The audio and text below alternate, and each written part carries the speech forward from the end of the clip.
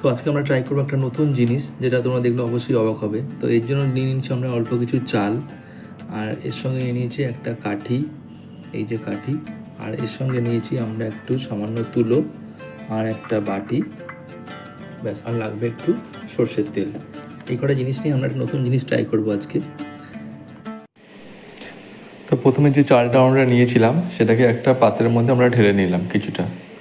তো এরকমভাবে পুরো ভর্তি না করে আমরা অর্ধেকটা পরিমাণ মতো চাল ঢেলে দিলাম। এরপর এই চালটার মধ্যে আমরা দিয়ে দেবো সামান্য পরিমাণ জল। তো জলটা কতটা দিতে হবে সেটা তোমরা বুঝতেই পারছো। মানে প্রথমে পুরোটা ভর্তি না করে আমরা ভর্তির থেকে একদম একটু সামান্য কম পরিমাণে রাখবো।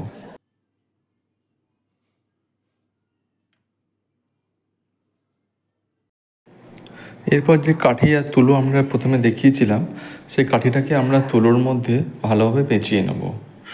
ভালোভাবে তুলোর সাথে কাঠিটাকে পেঁচিয়ে নিলে এবং এটা আমাদের পরবর্তীকালে কাজে লাগবে। একদম ভালোভাবে যাতে খুলে না যায় তুলোটা, সেইভাবেই ভালো করে জড়িয়ে নেব। হাতে তালুর মধ্যে ভালোভাবে ঘষে নেব।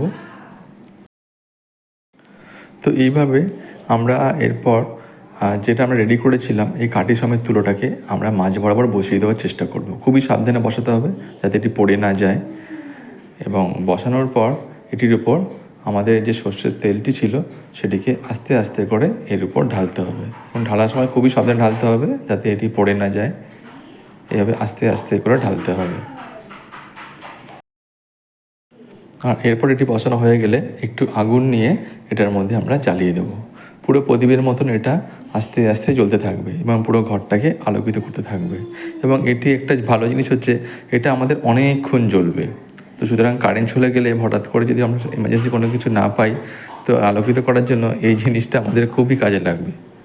তো তোমরা দেখতে পাচ্ছ।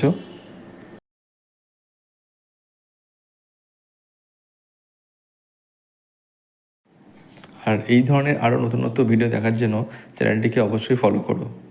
তো যাই হোক, আসবো পরে একটা নতুন অন্য ভিডিও নিয়ে। ততক্ষণের জন্য টাটা, বাই বাই, সবাই ভালো থেকো।